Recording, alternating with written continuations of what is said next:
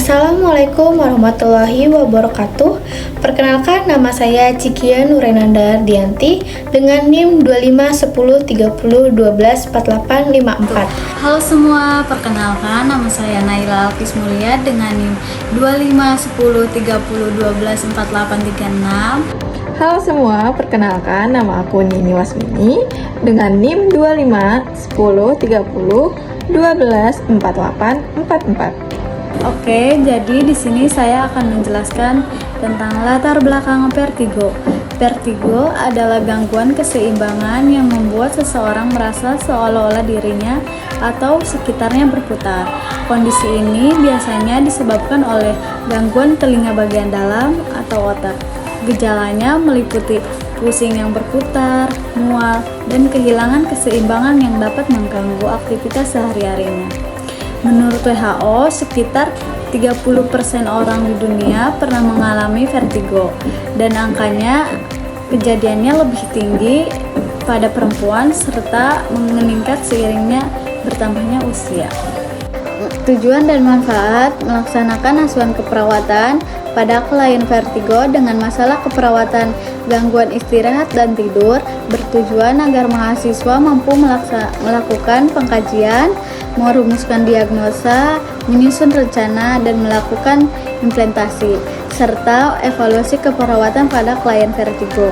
Manfaat utama untuk membantu pasien mengurangi rasa pusing yang berputar, menjaga keseimbangan tubuh, serta meningkatkan kemampuan dalam melakukan aktivitas sehari-hari secara mandiri. Selain itu, asuhan keperawatan bertujuan untuk mengidentifikasikan penyebab vertigo, memberikan edukasi mengenai cara mencegah kekambuhan, dan memantau respon pasien terhadap tindakan keperawatan yang diberikan. Dengan demikian diharapkan pasien dapat mencapai kondisi yang lebih stabil dan kualitas yang lebih baik. Definisinya, vertigo sering digambarkan dengan seseorang mengalami pusing, merasa lingkungan atau benda di sekitar terasa bergerak, melayang, dan seolah-olah berputar, dan sakit kepala. Bahkan dapat disertai dengan mual dan muntah. Hal tersebut dapat menyebabkan penderitaan mengalami kehilangan keseimbangan. Kemenkes RI 2022, vertigo juga dapat diartikan sebagai sensasi gerakan atau rasa gerak dari tubuh atau lingkungan sekitar, dengan gejala lain yang ditimbul terutama dari sistem otonom yang disebabkan oleh gangguan alat keseimbangan tubuh dan berbagai keadaan atau penyakit. Misbah, DKK 2006. Selanjutnya yaitu etiologi. Vertigo terjadi karena adanya gangguan keseimbangan tubuh saat informasi dari telinga bagian dalam, mata, dan saraf tubuh tidak sesuai. Otak menjadi bingung dalam menafsirkan posisi tubuh. Akhirnya muncul sensasi seolah-olah tubuh atau lingkungan berputar. Nah, vertigo terbagi menjadi dua, yaitu vertigo perifer yang disebabkan oleh gangguan pada bagian telinga bagian dalam, misal kristal kalsium yang lepas atau infeksi.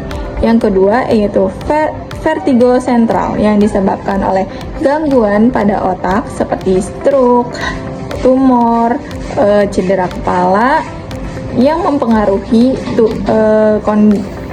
koordinasi tubuh dan keseimbangan. Selanjutnya, tanda dan gejala. Nah, vertigo sering ditandai dengan adanya sensasi rasa berputar atau tubuh merasa melayang.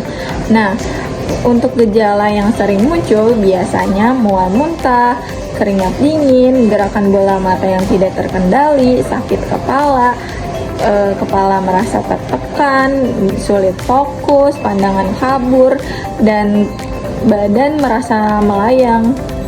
Nah, apa sih yang terjadi saat vertigo? Maksudnya faktor fisiologinya, yaitu vertigo muncul karena ada gangguan pada sistem keseimbangan tubuh, terutama di telinga bagian dalam atau otak kecil, yaitu cerebellum yang mengatur keseimbangan. Nah, penjelasan mudahnya, di telinga dalam kita ada bagian kecil yang isi cairan dan kristal halus. Saat kita bergerak, cairan dan kristal itu ikut bergerak juga untuk memberi tahu otak posisi tubuh kita, apakah kita lagi berdiri, miring, atau berputar. Nah, kalau bagian ini terganggu, misalnya kristalnya lepas atau cairannya tidak seimbang, otak dapat sinyal yang salah. Nah, akibatnya otak merasa tubuh berputar, padahal sebenarnya tidak. Inilah yang bikin kita sering merasa pusing berputar. Nah, Sistem keseimbangan tubuh vestibular terganggu. Ini merupakan kondisi awal yang menyebabkan pasien vertigo. Kemudian, dari ketidakseimbangan vestibular, ia menyebabkan sensasi seperti bergerak dan berputar, walaupun sebenarnya diam. Kemudian, dampak pada otot leher menjadi tegang atau kaku. Ketegangan ini, leher menjadi sulit digerakkan. Otot leher yang kaku menyebabkan gangguan pola tidur karena ada rasa nyeri dan ketidaknyamanan. Selanjutnya, sistem keseimbangan tubuh vestibular terganggu. Kemudian muncul gejala sensasi seperti bergerak dan berputar, juga mengganggu sistem saraf pusat. Gangguan ini menyebabkan peningkatan tekanan intrakranial atau tekanan di dalam tengkorak meningkat. Peningkatan tekanan ini menyebabkan terjadinya nyeri atau sakit kepala. Lalu sakit kepala ini dan tekanan intrakranial dapat memicu respon tubuh seperti mual dan muntah. Mual dan muntah terjadi secara terus-menerus menyebabkan kekurangan asupan nutrisi, sehingga pasien mengalami defisit nutrisi. Kemudian, sensasi tubuh yang terus berubah dan gangguan saraf menyebabkan disorientasi, yaitu kebingungan. Disorientasi berlanjut menjadi penurunan kesadaran. Pasien menjadi kurang responsif terhadap lingkungan sekitar. Penurunan kesadaran dan disorientasi meningkatkan resiko jatuh, sehingga pasien berpotensi mengalami cedera karena terjatuh. Selanjutnya ada pengkajian. Nyonyade datang ke rumah sakit dengan keluhan pusing berputar seperti melayang disertai mual, muntah, nyeri kepala, dan rasa lemas. Selama sakit, klien mengatakan bahwa nafsu makannya menurun, klien terlihat kelelahan dan pucat. Dari hasil pemeriksaan fisiknya didapatkan tekanan darah 130/86 mmHg, nadi 97 kali per menit, respirasi 24 kali per menit, suhu tubuh pasien 36,7 derajat Celcius. Biodatanya nama Nyonyade, usia 48 tahun, jenis kelamin perempuan, status yang menikah, keluhan utama pusing berputar seperti melayang, abdomen tidak ada nyeri. Selanjutnya riwayat kesehatan sekarang. Klien mengatakan pusing berputar seperti melayang, nyeri kepala, mual, dan muntah. Riwayat kesehatan dulu. Klien mengatakan tidak pernah terkena vertigo. Riwayat kesehatan keluarga. Klien mengatakan tidak ada anggota keluarga yang memiliki atau mengidap penyakit yang diderita klien saat ini. Selanjutnya, pemeriksaan fisik. Tekanan darah 130/86 mmHg, nadi 97 kali per menit, respirasi 24 kali per menit, suhu tubuh 36,7 derajat Celcius. Saya akan melanjutkan pemenuhan kebutuhan dasar manusia. A. Bernapas. Sebelum sakit, klien bernapas normal. Ketika sakit, klien masih bernapas dengan normal. B. Makan dan minum. Sebelum sakit, klien makan 3 kali sehari. Ketika sakit, makan 1 kali sehari karena nafsu makan menurun drastis karena mual.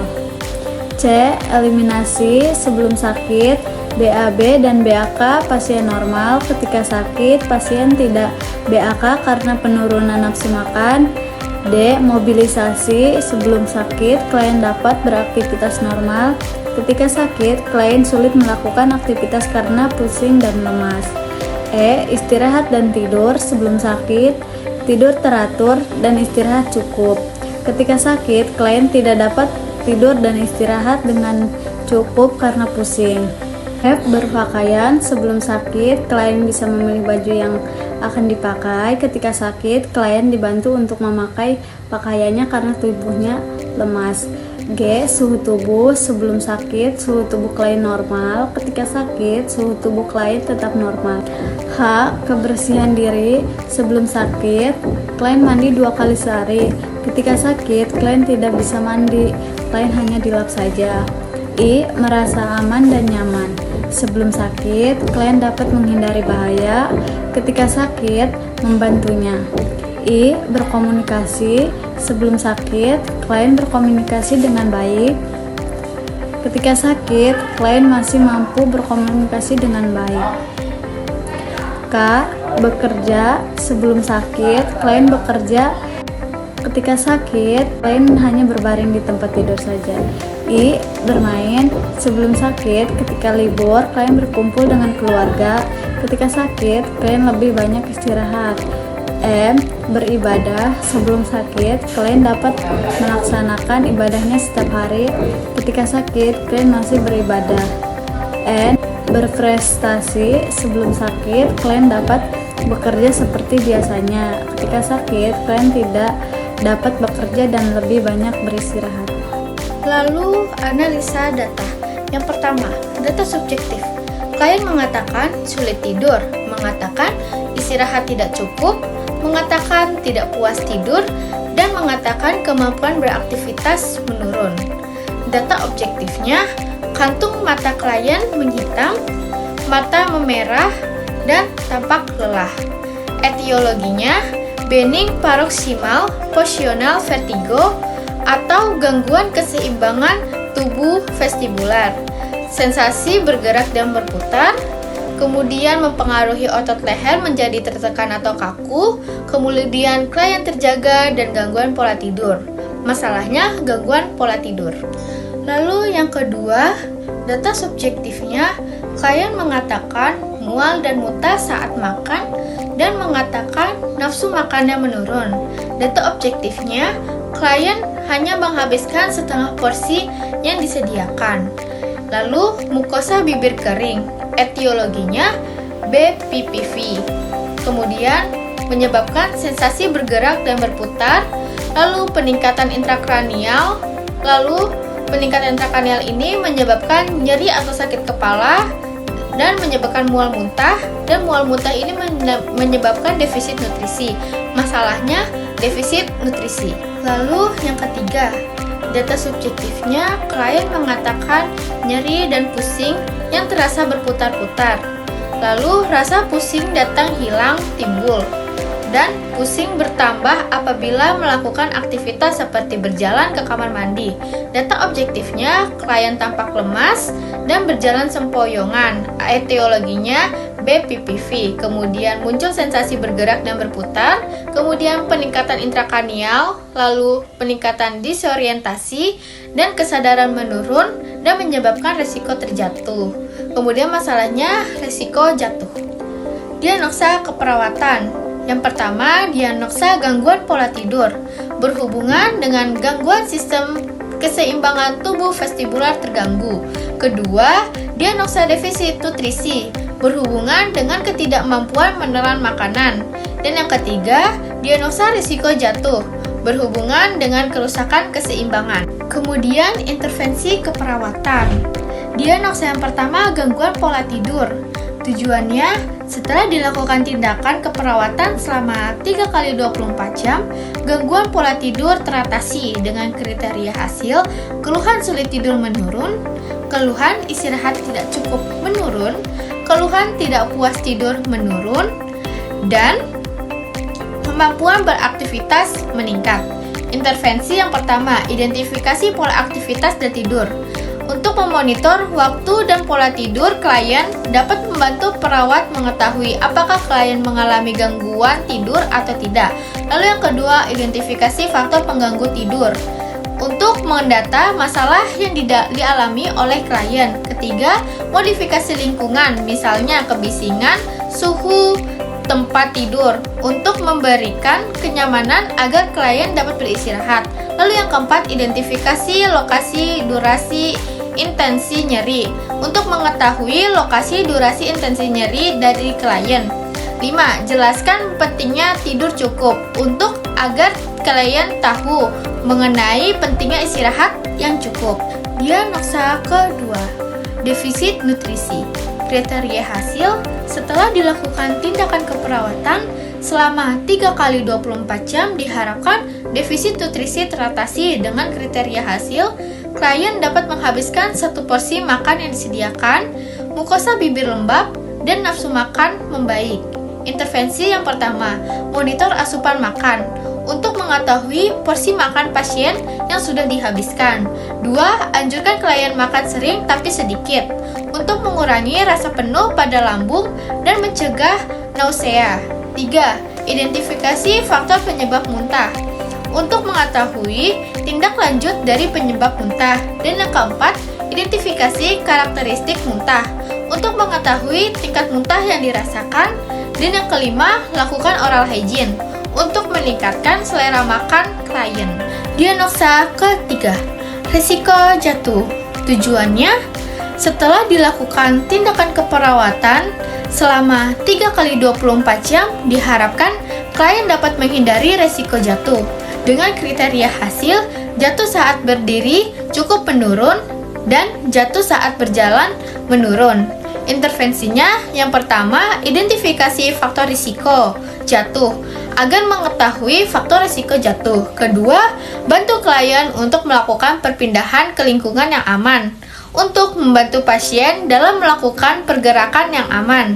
Yang ketiga, sediakan alat untuk beradaptasi seperti tongkat bantu untuk pegangan untuk memudahkan klien dalam melakukan pergerakan. Yang keempat, sarankan menggunakan alas kaki yang nyaman untuk meningkatkan keseimbangan dan mengurangi resiko jatuh. Dan yang terakhir, evaluasi keperawatan.